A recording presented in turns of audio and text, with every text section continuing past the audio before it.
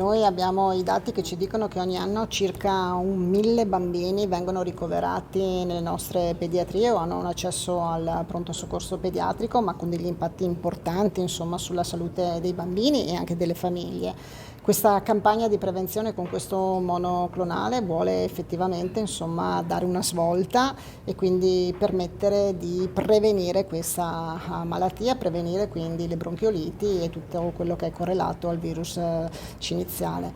È chiaro che è una campagna su base volontaria, facoltativa, ma che noi cerchiamo di mettere in campo tramite le prevenzioni, i SISP, le pediatrie degli ospedali e poi i pediatri di libera scelta per andare a contattare quelli che non intercetteremo direttamente nelle pediatrie dopo la nascita. Anche perché appunto per le bronchioliti non ci sono terapie in caso insomma, di ricovero, serve l'ossigeno, quindi si riempiono gli ospedali del Veneto. Sì, l'abbiamo visto durante l'ultimo inverno, insomma, cosa è successo un po' in giro per tutta Italia e quindi da qui non solo il carico, ma anche poi la non possibilità di riuscire a curare tutti, a andare in ordine con quelli che sono i ricoveri già programmati e quindi a rifare un po' l'organizzazione. Questo monoclonale è un monoclonale sicuro, un monoclonale che è stato testato in altri paesi e i risultati oggi danno sicuramente dei risultati molto molto positivi. Noi abbiamo calcolato di offrirlo a tutti i nuovi nati del Veneto, quindi 32.000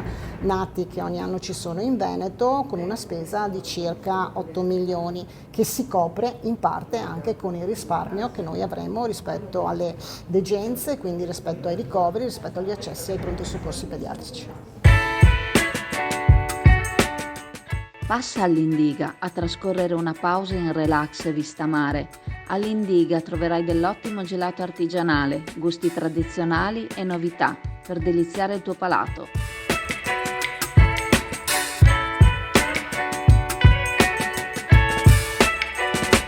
Indiga a Sottomarina ti aspetta.